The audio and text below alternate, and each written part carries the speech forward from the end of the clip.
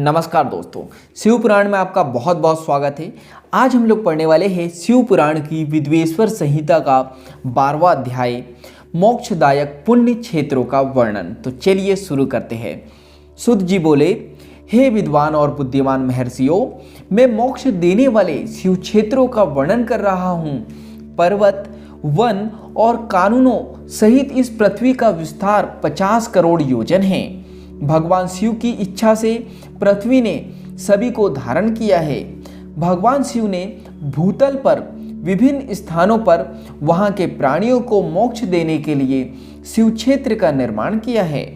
कुछ क्षेत्रों को देवताओं और ऋषियों ने अपना निवास स्थान बनाया है, इसलिए उसमें तीर्थ तत्व प्रकट हो गया है। बहुत से तीर्थ ऐसे हैं जो स्वयं प्रकट हुए हैं।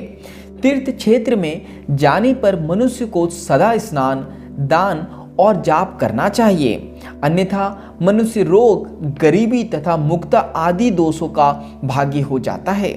जो मनुष्य अपने देश में मृत्यु को प्राप्त होता है, वह इस पुण्य के फल से दोबारा मनुष्य योनि को प्राप्त करता है, परंतु पापी मनुष्य दुर्गति को ही प्राप्त करता है। हे ब्राह्मणों, पुण्य क्षेत्र में किया गया पाप कर्म अधिक दृढ़ हो जाता है, अतः पुण्य क्षेत्र में निवास करते समय पाप कर्म करने से बचना चाहिए। सिंधु और सतलुज नदी के तट पर बहुत से पुण्य क्षेत्र है। सरस्वती नदी परम पवित्र और 60 मुख वाली है, अर्थात उसकी 60 धाराएं हैं। इन धाराओं के तट पर निवास करने से परम पद की प्राप्ति होती है। हिमालय से निकली हुई पुण्य सलीला गंगा 100 मुख वाली नदी है। इसके तट पर काशी, प्रयाग आदि पुण्य क्षेत्र है। मकर राशि में सूर्य होने पर गंगा की तटभूमि अधिक प्रशस्त एवं पुण्यदायक हो जाती है। सोनभद्र नदी की 10 धाराएं हैं। बृहस्पति के मकर राशि में आने पर यह अत्यंत पवित्र तथा अभिष्ट फल देने वाली है। इस समय वहां स्नान और उपवास करने से विनायक पद की प्राप्ति होती है। पुण्य सलीला महानदी नर्मदा के 24 मुख है। इसमें स्नान करके तट पर निवास करने से मनुष्य को वैष्णव पद की प्राप्ति होती है। तमसा के 12 तथा रेवा के 10 मुख है। परम पुण्यमयी गोदावरी के 21 मुख है। यहाँ ब्रह्म हत्या तथा गौवध पाप का नाश करने वाली एवं रुद्र लोक देने वाली है। कृष्णवेणी नदी समस्त पापों का नाश करने वाली है। इसके 18 मुख है तथा यह विष्णु लोक प्रदान करने वाली है। तुंगभद्रा 10 मुखी है एवं ब्रह्मलोक देने वाली है। स्वर्ण मुखरी के 9 मुख है। ब्रह्मलोक से लौटे जीव इसी नदी के तट पर जन्म लेते हैं। सरस्वती नदी, पंपा सरोवर, कन्याकुमारी, अंतरीप तथा शुभकारक श्वेत नदी सभी पुण्य क्षेत्र हैं। इनके तट पर निवास करने से इंद्रलोक की प्राप्ति होती है।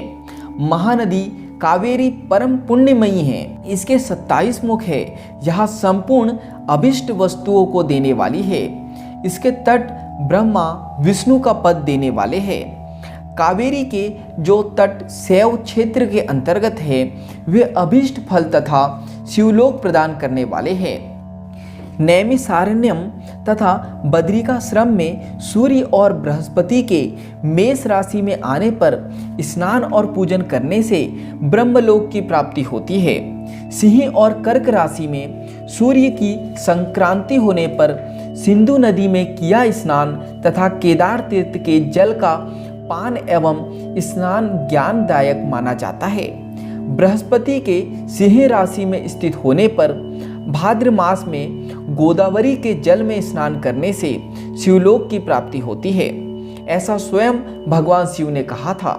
सूर्य और बृहस्पति के कन्या राशि में स्थित होने पर यमुना और सोनभद्र में स्नान से धर्मराज और गणेश लोक में महान भोग की प्राप्ति होती है, ऐसी महर्षियों की मान्यता है। सूर्य और बृहस्पति के तुला राशि में होने पर कावेरी नदी में स्नान करने से भगवान विष्णु के वचन की महिमा से अभिष्ट फल की प्राप्ति होती है। मार्गशीर्ष माह में सूर्य और बृहस्पति के वृश्चिक राशि में आने पर नर्मदा में स्नान करने से विष्णु पद की प्राप्ति होती है। सूर्य और बृहस्पति के धनु राशि में होने पर स्वर्ण मुखरी नदी में किया स्नान शिवलोक प्रदान करने वाला है। मकर राशि में सूर्य और बृहस्पति के माघ मास में होने पर गंगा जी में किया गया स्नान शिवलोक प्रदान कराने वाला है। शिवलोक के पश्चात ब्रह्मा और विष्णु के स्थानों में सुख भोग कर अंत में मनुष्य को ज्ञान की प्राप्ति होती है। माघ मास में सूर्य के कुंभ राशि में होने पर फाल्गुन मास में गंगा तट पर किया श्राद्ध पिंडदान अथवा तिलोदक दान पिता और नाना दोनों कुलों के पितरों की अनेकों पीढ़ियों का उद्धार करने वाला है। गंगा व कावेरी नदी का आश्रय लेकर तीर्थवास करने से पाप का नाश हो जाता है।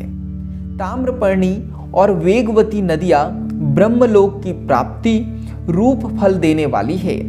इनके तट पर स्वर्गदायक क्षेत्र है। इन नदियों के मध्य से बहुत से पुण्य क्षेत्र है। वहाँ निवास करने वाला मनुष्य अभीष्ट फल का भागी होता है। सदाचार, उत्तम वृत्ति तथा सद्भावना के साथ मन में दयाभाव रखते हुए विद्वान पुरुष को तीर्थ में निवास करना चाहिए, अन्यथा उसे फल नहीं मिलता। पुण्य क्षेत्र में जीवन बिताने का निश्चय करने पर तथा वास करने पर पहले का सारा पाप तत्काल नष्ट हो जाएगा, क्योंकि पुण्य को ऐश्वर्यदायक कहा जाता है। हे ब्राह्मणों, तीर्थ में वास करने पर उत्पन्न पुण्य कायिक, वाचिक और मानसिक सभी पापों का नाश कर देता है। तीर्थ में किया मानसिक पाप कई कल्पों तक पीछा नहीं छोड़ता, यह केवल ध्यान से ही नष्ट होता है। वाचिक पाप जाप से तथा कायिक पाप शरीर को सुखाने जैसे कठोर तप से नष्ट होता है। अतः सुख चाहने वाले पुरुष को देवताओं की पूजा करते हुए और ब्राह्मणों को दान देते हुए पाप से बचकर ही तीर्थ में निवास करना चाहिए।